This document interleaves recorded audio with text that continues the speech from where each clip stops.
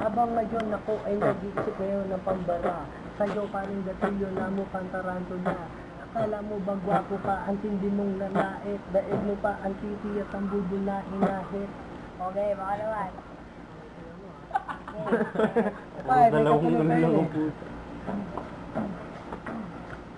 Teka pare sa akin pero huwag kang mag-aangas. Dahil nakatapat mo ngayon ay ang liyo ng Pinas. Hindi ko na pala mo ba alam ko lang mansanas. Mansanas, masarap Okay, ang pizza. mansanas. Yo.